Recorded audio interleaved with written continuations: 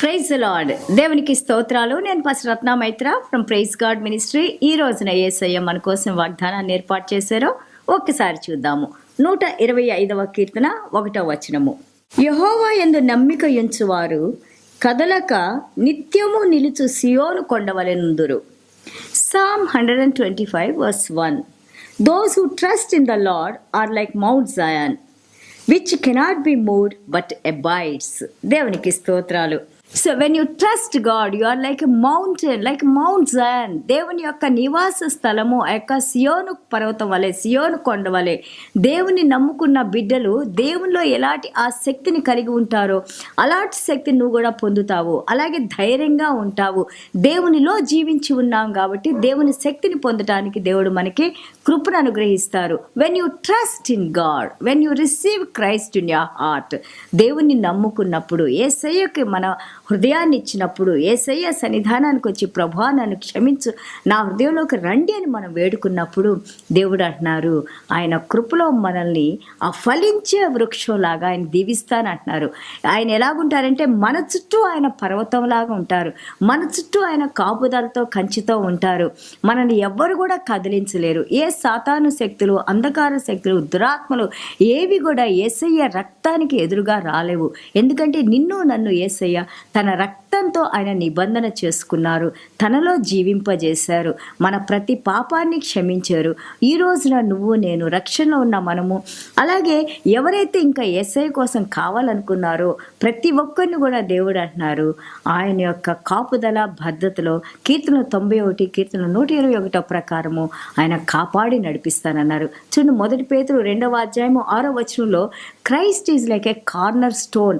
ఎవరైతే ఆ దేవుని వాక్యం అనే పునాది మీద, క్రీస్తు అనే బండ మీద మనము మన ఇంటిని కట్టుకుంటామో, ఎలాంటి అధైర్యాలు కానీ ఎలాంటి పాపాలు కానీ లేకుండా మనము ఆ ఫౌండేషన్ క్రీస్తు అనే పునాది మీద మనము కదలని మెదలని, ఎలాంటి తుఫాన్లు వచ్చినా ఎలాంటి శక్తులు మనకి ఎదురొచ్చినా కానీ మనం స్థిరంగా ఉంటాము. ఏ తుఫాన్ కూడా మనల్ని ఏమీ చేయలేదు. We will be like a Mount Zion because we built on the foundation of our Lord Jesus Christ. దేవునికి స్తోత్రాలు. అలాగే యెషయా గ్రంథం 57:20 చూస్తుంటే వికెట్ పీపుల్, దుష్టత్వం కలిగిన వాళ్ళంట, they are like a troubled sea, ఒక తుఫాన్ వచ్చే సముద్రం లాగా ఎలాంటి శాంతి సమాధానం లేకుండా, రెస్ట్ లేకుండా ఉంటారంట, రెస్ట్లెస్గా ఉంటాయంట ఆత్మలు. So we have to have our trust in God to have the perfect peace from Jesus Christ. యేసయ్యలో ఉన్న సంపూర్ణ సమాధానాన్ని మనం పొందాలంటే, చూడండి, యేసయ్య తుఫాన్ వచ్చేటప్పుడు ఆయన పడవలో నిద్రపోతున్నారని మనం చూసాము. ఆయనలో ఎలాంటి భయం లేదు. ఎందుకంటే ఆయన ప్రతి భయాన్ని తొలగించడానికి, నీకు నాకు ధైర్యాన్ని ఇవ్వడానికి యేసయ్య భూమి మీదకి వచ్చారు. దేవునికి స్తోత్రాలు. అలాగే యోహాను 10:28 మనం చూస్తుంటే none can snatches away from our Lord. ఎవరు కూడా మనల్ని దేవుని దగ్గర నుంచి దూరం చేయలేరు. అదే మనకి రోమా పత్రిక 8వ అధ్యాయం కూడా తెలియజేస్తూ ఉంది. Because we are chosen by God and God has adopted us and we are the children of God. దేవుడు మనల్ని ఎన్నుకున్నారు. ఆయన దత్తపుత్రులుగా దేవుడు మనల్ని ఏర్పాటు చేసుకున్నారు. ఆయన రాజ్యవారసులుగా, ఆయన పరిశుద్ధ ఆత్మతో మనల్ని సీల్ చేసుకున్నారు. చూడండి, అలాగే మనకి సామెతలు 34:7 కానీ, అలాగే 2వ రాజులు 6:17 వచనం ప్రకారం దేవాది దేవుడు ఆయన ఆత్మీయ నేత్రాలను తెరిచి మనం ఆయన చూడటానికి, ఆయన సన్నిధానాన్ని చూడటానికి, అలాగే మన చుట్టూ ఆయన ఘనమైన దేవదూతల నుంచి కాపాడుతాను అని వాగ్దానం చేస్తున్నారు. దేవునికి స్తోత్రాలు. కీర్తన 16:5 మనం చూస్తుంటే we are the portion of his inheritance. ఆయన యొక్క స్వాస్థ్యంగా మనం ఉన్నాము. ఎలాంటి సాతాను కానీ, ఎలాంటి టెంప్టేషన్స్ కానీ అవి మనకు వచ్చినా కానీ very short time, temporarily they come because we are under the security of God, protection of God. You are kept safe to receive your portion. మనల్ని దేవుడు ఆయన యొక్క పరలోక రాజ్యంలో, ఆయన యొక్క మనము ఎఫెసీయుల పత్రిక 1:4 నుంచి మనం చూసినప్పుడు, అలాగే 2వ పేతురు 1వ అధ్యాయం మనం చదివినప్పుడు పరలోక రాజ్యంలో ఆయన స్వాస్థ్యాన్ని మనం అనుభవించడానికి already God has chosen us before the foundations of the earth. ఈ యొక్క భూమి పునాదులు, జగత్పునాది వేయకముందే దేవుడు నిన్ను నన్ను ఏర్పాటు చేసుకొని ఆయన బిడ్డలుగా మనల్ని ముద్రించుకున్నారు. దేవునికి స్తోత్రాలు. So today God is saying that యెహోవా యందు నమ్మిక ఉంచువారు, because you are connected with eternity. మనము నిత్య నిత్యంతో నిత్యుడైన యేసయ్యతో మనం కనెక్ట్ అయి ఉన్నాము.